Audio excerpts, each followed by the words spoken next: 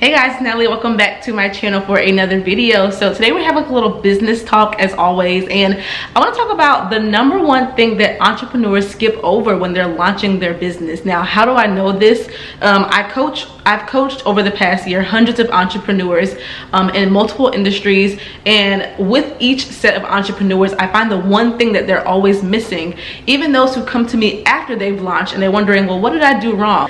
It's because they missed this step. And so even me, when I launched, I skipped this step as well. So the one thing that people skip over is building an audience, and when they're in their business, focusing on that audience as they're marketing and producing more products. So that is the one thing that people skip over the most, is their customers. Like, how do we skip over the customers? But when launching our businesses, people get so caught up on, is the website looking good? Are the pictures okay? You know, and things like that, which of course are also important, but simultaneously we need to also be focusing on the people that we will be marketing to and the people that we're creating these products and services for. So I want to talk today all about building your audience and focusing on your target audience, what those words even mean, and then how you can do it as a business owner. So if you're new to business or you're just ready to grow, make sure you keep watching for this video.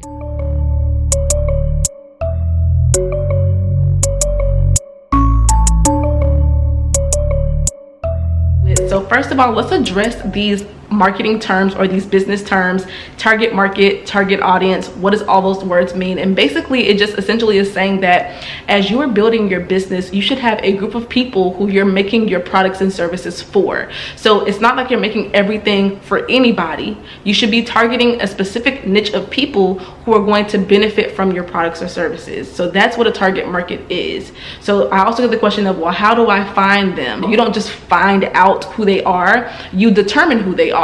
So you need to sit and determine, with what you're getting ready to sell, with what you're already selling, who would most benefit from it. And I don't want you to give me something like, oh, women will, or oh, men will. Okay, well, what about those women or men? Are they first-time moms who are on the go and struggle with parenting advice?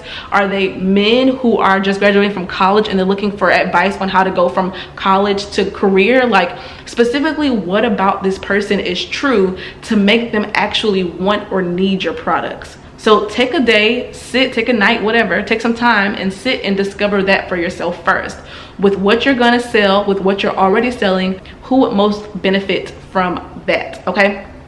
So once you understand truly your niche of who would most benefit, then you can step into actually building your audience. And so to build your audience, I'm going to give you 3 quick tips to build your audience online. Number 1, you want to make sure that you're using language or messaging that they can actually relate to. This is why it's important to get very specific. If you're talking to first-time moms, then get into the mindset of a first-time mom. What is she struggling with?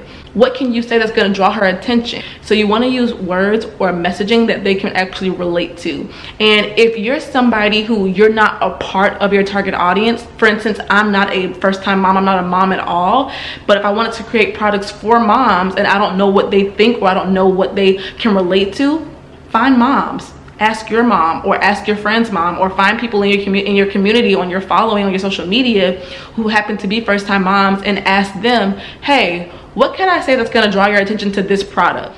The first step is to use language or messaging that they can actually relate to. You're going to use this on your social media, on your website, in your email marketing, text marketing, billboards, depending on how big you want to get. You're going to be using this language everywhere so that when they see it, they feel like, okay, this is for me. Now, the second step, kind of like, well, how can they actually find me, or how will they actually see my stuff, is you really want to utilize hashtags. Now, we've heard of hashtags. We probably all know what they are. If not, you can do some research. But I use hashtags on my social media. I also use tags on these videos. So some of you who just found me randomly, it's not random. I'm using tags so that my videos get seen by you effectively and easily.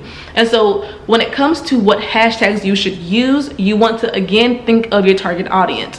What hashtags would they use to find something like your business? So I could use hashtag mom essentials or hashtag first time mom, something that your audience would also be using to find something like your business. So get specific with those hashtags. Don't just put hashtag buy or hashtag online shop. That's so generic that no one's actually using that. And again, if you don't know, get creative with this, but you can also ask people who are a part of your audience, what hashtags do you use to find baby products? Or what hashtags do you use to find formula? Like, you can ask them different questions depending on what you want to also sell. And the last step in building the audience is to remain consistent. Now, you hear this all the time. It may sound cliche, but it's literally the main thing that's going to keep you relevant, keep you in front of your customer's face, get consistent sales, and be visible on social media because of the algorithms. Your consistency will breed results. And so you can do the hashtags, you can do the messaging, but if you're not consistent with that, you'll get nowhere no time soon. So you want to make sure that you're consistent even as you're doing those things, so that you're going to be able to be easily seen by your audience. As you're growing your business and as you're looking to expand your business, I want you to think about what else can you put out that's going to relate to that same group of people. This is what I did in my business to create multiple streams of income. And really from the very beginning, when I started this YouTube channel years ago, like I think 2 or 3 years ago, I started with faith-based videos. So I just made videos about faith. I didn't even have a business yet, nor did I even think about business. So that's where I started. I had a few subscribers from that. So then I moved into entrepreneurship. But to keep that same audience, okay, I made sure to put out content. I made sure to sprinkle in my faith a little bit in those entrepreneurship videos as well. So now I'm catering to faith-based entrepreneurs. So to keep this audience nurtured and to keep them growing and coming back for more, I put out my Fearless collection, which is my apparel brand. And my apparel brand was really catered to new time entrepreneurs who are faith-based. It says faith over fear. Then I next put out my book. It's a 30-day devotional for entrepreneurs, again nurturing that faith-based entrepreneurship audience. So if your audience is first-time moms, make sure that whatever you're going to put out next is also going to benefit first-time moms. Now, this is just a rule of thumb for me. As I'm starting to grow my business and create multiple streams of income, I've realized there's a power and there's such a strong thing in creating multiple things that one audience can relate to. This is going to make it easier for you to market on one platform. Instead of having to have different business entities, different social media accounts, different websites, you can have one house for everything because it relates to one person. Another example is, let's say you're a chef or you specifically serve first-time parents, and right now you're working at a family-based restaurant. So you're just doing your job. You just signed up, you applied, and now you're there at a family-based restaurant. Well, while you're there, you're in the face of so many families. So you get this bright idea of, I want to create multiple streams of income for myself with my specialty of being a chef and really utilizing the audience that you already have around you. Because as a chef at that restaurant, you're coming face to face a lot of times with families. So then maybe you're gonna next then create video content for first-time parents, making easy meals. And then you're gonna also create ebooks that they could decide to purchase from you. You're providing the free content on YouTube already, but now once you provide that free content, you're also allowing them to purchase the ebook from you that's still specific to who they are, specific to being first-time parents. Anybody can sell a cookbook.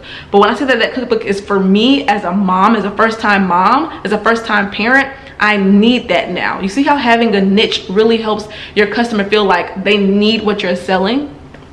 And so then you decide, okay, I also want to create some spices. I want to create spices because it's going to be easy for the on-the-go parent to easily recreate your meals with less time, with less cook time, because the spices are going to really take it from bland to wow for their kids. And you see, so you're doing different things that are going to still be in your same industry, serving the same audience. And this is going to be the beginning of multiple streams of income. This is a whole different lesson at this point, but I hope you guys get the point of the importance of building the audience in the beginning and sticking with that audience as you're growing your business. Like, it should be you. The way I see entrepreneurship is I'm in servitude. I'm a servant leader. I'm a servant provider for those who are in my niche. I provide and I serve faith-based entrepreneurs. That's just what I do. And so as I'm creating content, as I'm creating products and services, it's specifically to help them. It's going to specifically be so that they can see the value and be able and eager to purchase. So if you're an entrepreneur now and you haven't really given thought to who your audience is, I want you to pause what you're doing, like take a day or whatever, take an evening, and I want you to think about who is your target audience. Who specifically will benefit from whatever you have to offer? So do those things, entrepreneurs. Don't neglect the audience building aspect of your business. If you need assistance with this, you guys, as always, I have links down below to help you all build your audience and connect with them online to be able to grow your platform and increase your income. So thank you guys for joining this video today. If you're new to my channel, make sure you hit the subscribe button down below, and I will see you guys in my next video. Bye, bosses.